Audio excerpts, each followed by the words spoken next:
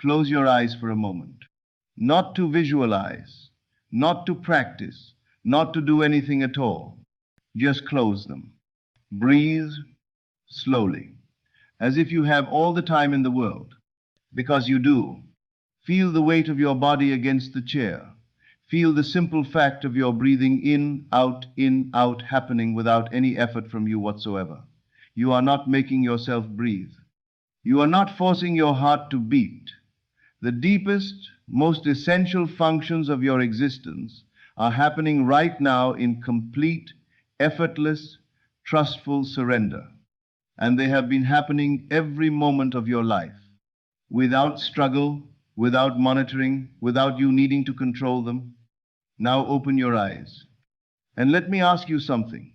If the very force that keeps you alive operates through surrender, if the intelligence that runs your body, grows your cells, circulates your blood, does all of it without your anxious intervention, why have you decided that getting what you desire requires you to fight so hard?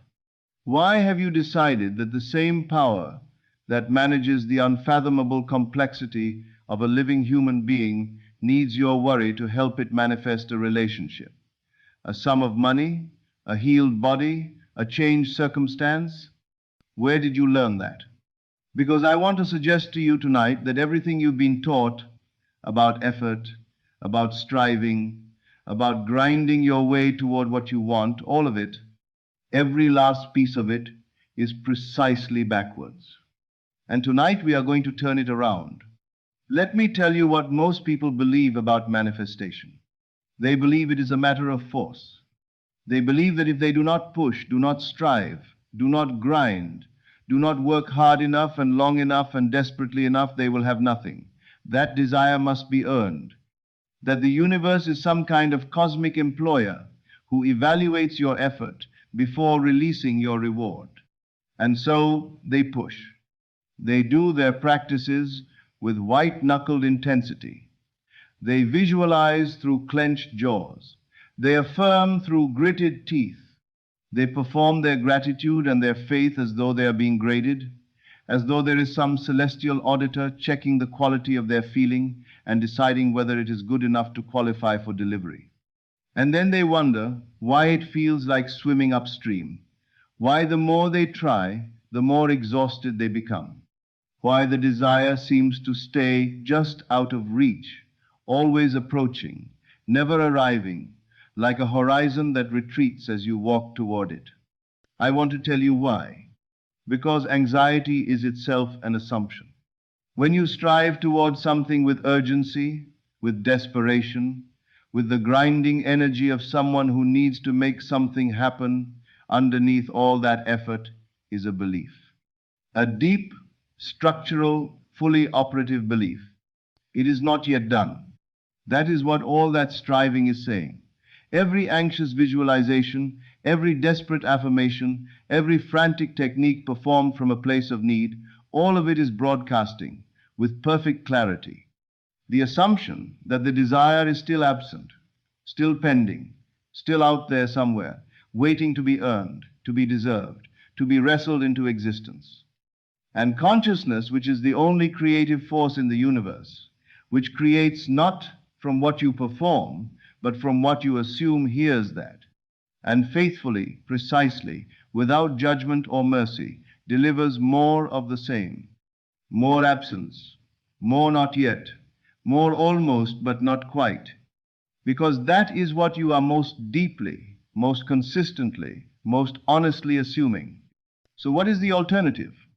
Not passivity, not indifference, not sitting in your chair doing nothing and waiting for the universe to deliver your desires to your doorstep. The alternative is something far more demanding than striving and far more powerful. Relaxation. I do not mean the relaxation of someone who has given up. I do not mean the slack-jawed indifference of someone who has decided nothing matters. I mean the relaxation of someone who knows. There is a particular quality to the stillness of a person who genuinely knows something. Think of a woman in the early months of pregnancy. She cannot yet see the child. She cannot yet feel it move. To the outside world, nothing has visibly changed. And yet she does not lie awake at night wondering if the baby is going to happen. She does not perform elaborate rituals to ensure the growth continues. She does not check obsessively for signs that something is forming. She knows, and from that knowing, she moves through her days with a quality of quiet confidence that requires no external confirmation. The absence of visible proof does not disturb her. Why would it? She already knows what is true. That is the state I am describing. Not the frantic energy of hoping it works, not the exhausting performance of believing hard enough, the simple, grounded, almost boring certainty of someone who has accepted a fact. It is done, not will be done, not working toward done, not hoping to be done. Done, already, now, complete.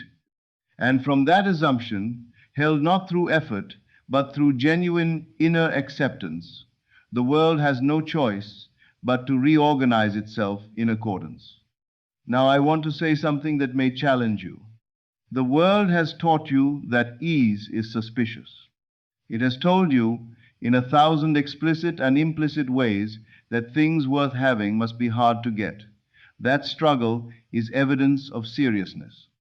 That if something comes easily, you probably don't deserve it, or it probably isn't real, or there must be a catch. And so when someone says to you, relax, let go, stop striving, something rises up defensively. It says, but if I stop pushing, everything will fall apart. If I stop worrying, I'm being irresponsible. If I stop trying so hard, I'm giving up. I want to look at that belief very carefully, because what it is actually saying is this: I do not trust the law. I believe my effort is more powerful than the creative force of consciousness itself. I believe my worry is doing something useful. I believe that if I stop monitoring, stop controlling, stop forcing, the universe will simply forget about me. Do you see how much power that belief gives to your doubt? Do you see how it makes your anxiety the most important force in the equation, more important than the law, more important than the assumption, more important than consciousness itself?